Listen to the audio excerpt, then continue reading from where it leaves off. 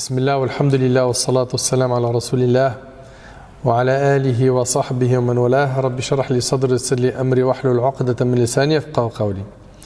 On continue toujours notre série sur les invocations du matin et du soir. Et aujourd'hui on entame la quatrième invocation ensemble. Donc la quatrième invocation est la suivante. Allahumma inni asbahtu ushhiduk wa ushhidu hamalata arshik wa malaikatak wa jami'a khalqik annaka anta Allah la ilaha illa ant wahdaka la sharika lak wa anna Muhammadan abduka wa rasuluk. Ô Seigneur, me voici au matin. Je te prends à témoin et je prends à témoin les porteurs de ton trône. C'est qui les porteurs du trône? Les anges. Ils sont au nombre de combien? 8. Et je prends à témoin les porteurs de ton trône ainsi que tes anges et toutes tes créatures, que c'est toi Allah. Regardez bien, que c'est toi Allah, il n'y a de divinité que toi, tu es seul et sans associé, et que Muhammad est ton serviteur et ton messager. Je répète la traduction.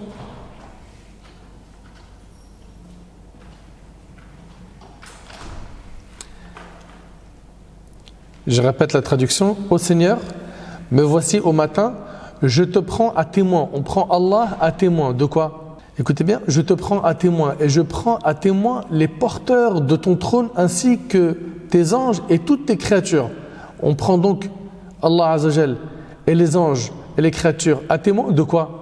Que c'est toi Allah. Il n'y a de divinité que toi, tu es seul et sans associé, et que Muhammad est ton serviteur et ton messager. Voyons ensemble le mérite de cette invocation.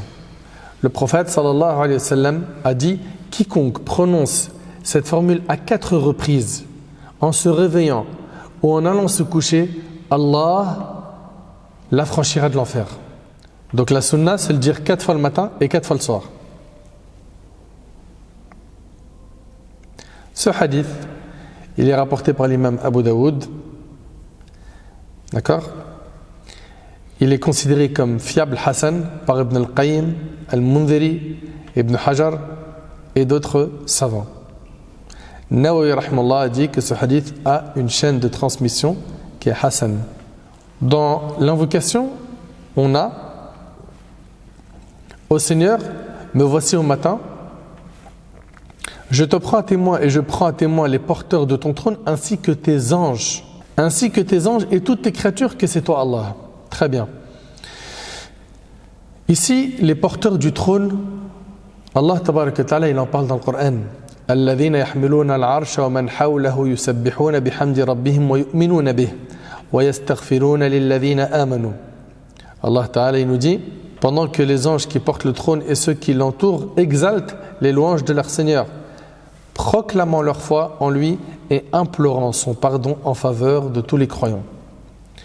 Et Allah Ta'ala, il nous dit: وَالْمَلَكُ عَلَى أَرْجَائِهَا وَيَحْمِلُ عَرْشَ رَبِّكَ فَوْقَهُمْ يَوْمَئِذٍ ثَمَانِيَةٌ.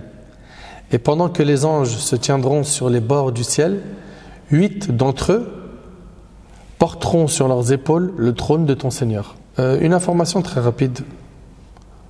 Pour le matin, on dit Allahumma inni asbahtu, et la nuit, on dira Allahumma inni amsaytu.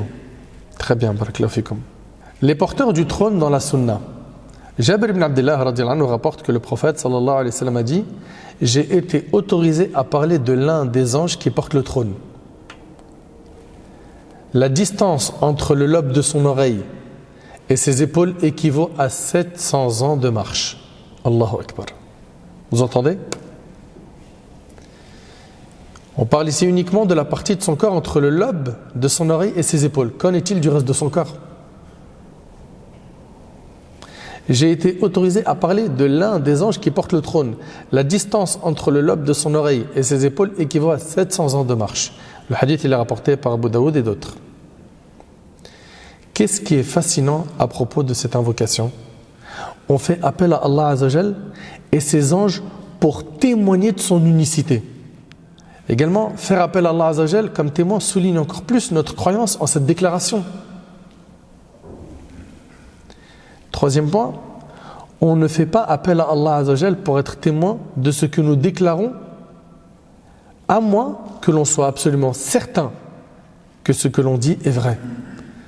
Donc maintenant, si nous on est réellement certain qu'Allah Tabaraka wa Ta'ala est notre créateur, il est notre maître Azzawajal, celui qui mérite notre adoration. Si nous on en est réellement certain, si on est réellement certain et qu'on prend Allah Tabaraka wa Ta'ala ainsi que les anges et toute sa création comme témoin que c'est lui Allah, il n'y a de divinité que lui, seul sans associé, et que Muhammad est son serviteur et son messager.